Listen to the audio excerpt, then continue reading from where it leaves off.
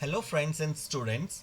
This is part 1 of session 9. In the session name is reviewing content, and in this part of session 9, we will learn about spell checking, thesaurus, and research. Okay, so let's start today's video. सो आज के video में हम क्या सीखेंगे? Review options के बारे में हम पढ़ेंगे। तो रिव्यू का मतलब क्या है एक्चुअली? रिव्यू वर्ड से यहाँ पे मतलब है कि जो हमने सपोज करो यहाँ पर मैंने एक प्रेजेंटेशन बना रखी है यहाँ पर, ठीक है? तो इसमें काफ़ी सारे पेजेस हैं।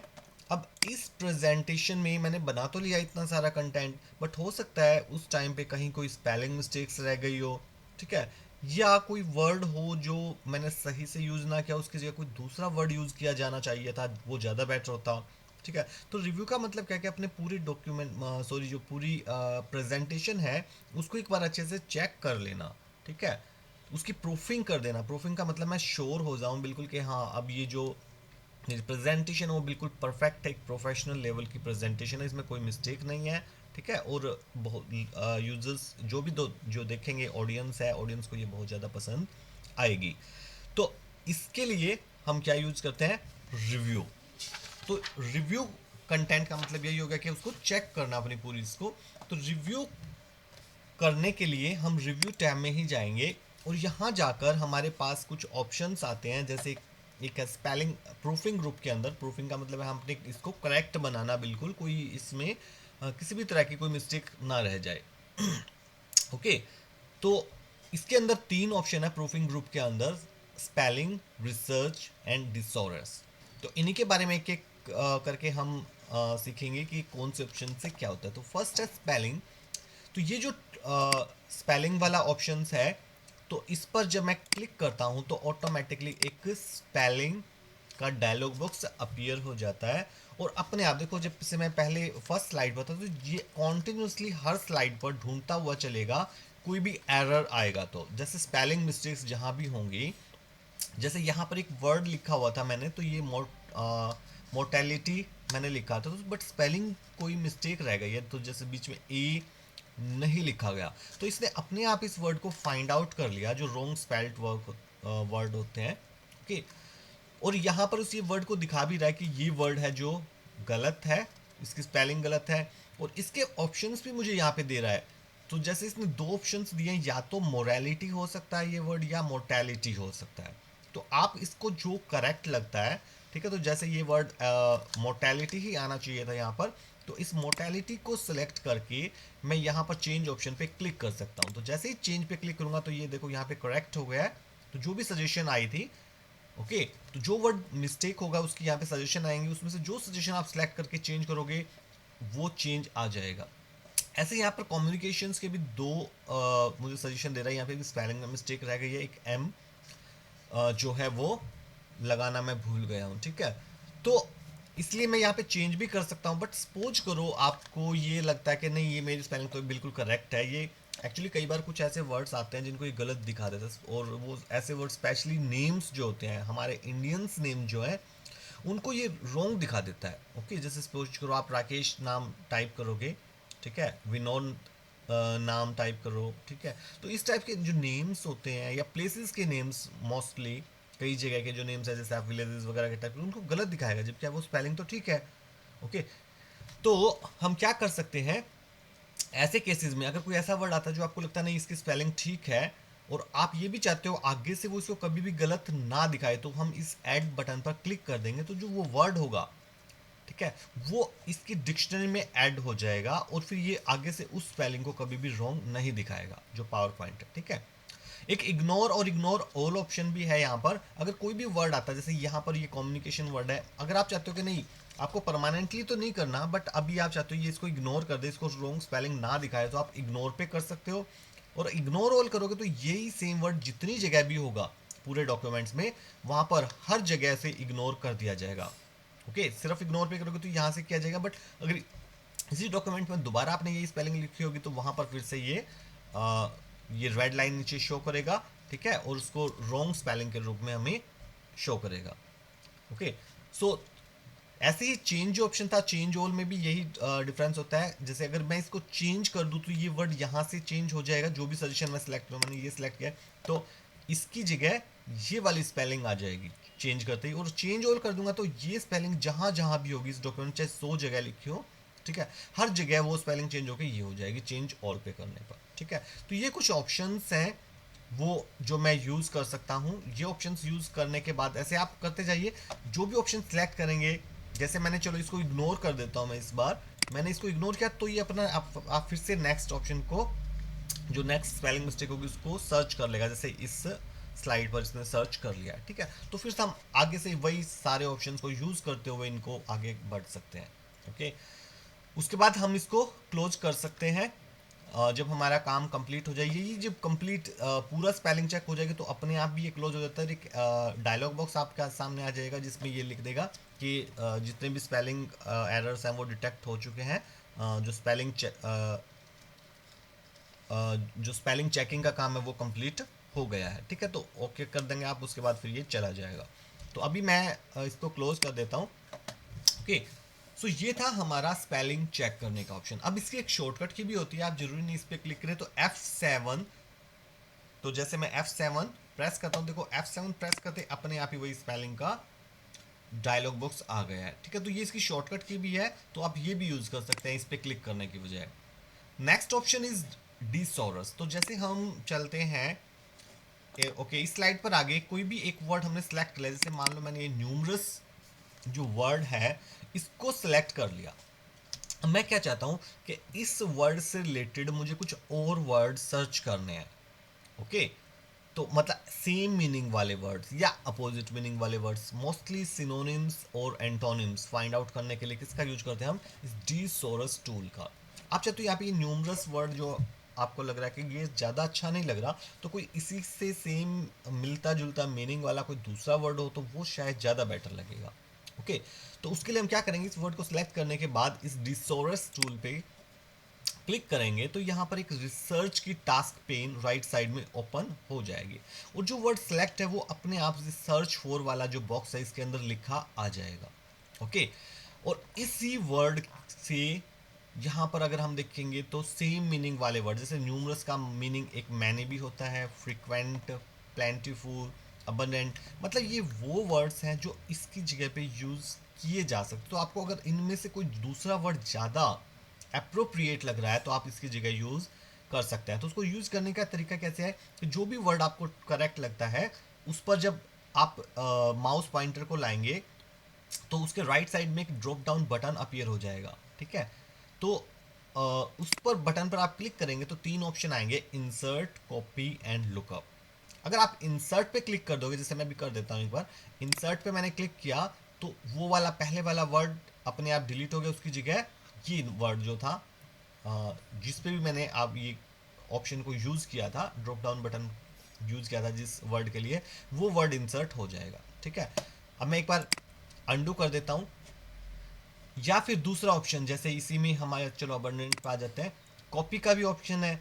आप चाहते हो इसको सिर्फ कॉपी करना है इस अबंडेंट वर्ड को, तो कॉपी कर लेंगे तो ये कॉपी हो गया, बट यहाँ पे चेंज नहीं होगा। उसके बाद आप कहीं भी जाके, जैसे मैंने यहाँ पे बीच में आ गया और यहाँ पे आके होम टैब में हमारे पास पेस्ट ऑप्शन होता है, तो मैं पेस्ट करूँगा तो ये वर्ड वहाँ कॉपी हो जाएगा, सॉरी पेस्ट हो जाएगा जहाँ भी हम करना चाहते हैं, ठीक है। तो इसी वर्ड का जो सिनोनिम आपने कॉपी कर लिया यहाँ से और फिर कहीं और जाकर उसको पेस्ट कर सकते हैं, ठीक है।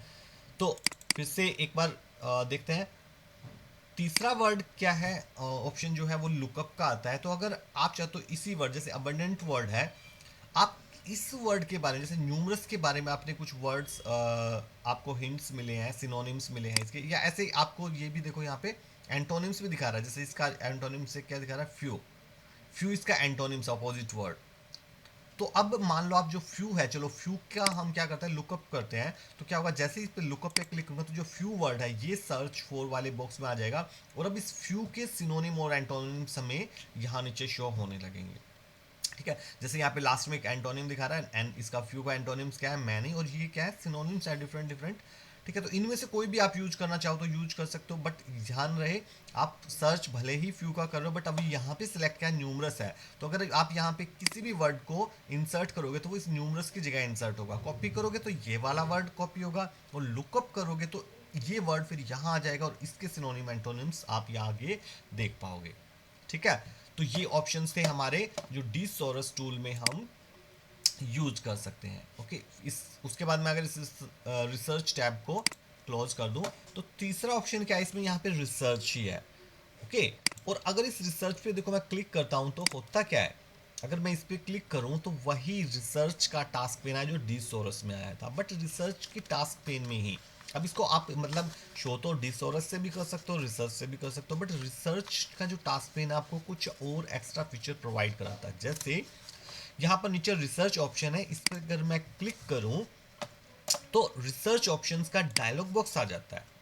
अब यहाँ पर क्या है, डिफरेंट सर्विसेज हैं जो रिसर्च जो सर्विस है वो हमें प्रोवाइड करते हैं। जो ये रिसर्च ऑप्शन है वो कौन कौन सी सर्विस प्रोवाइड करता है उनकी लिस्ट हमारे सामने यहाँ पर आ जाएगी।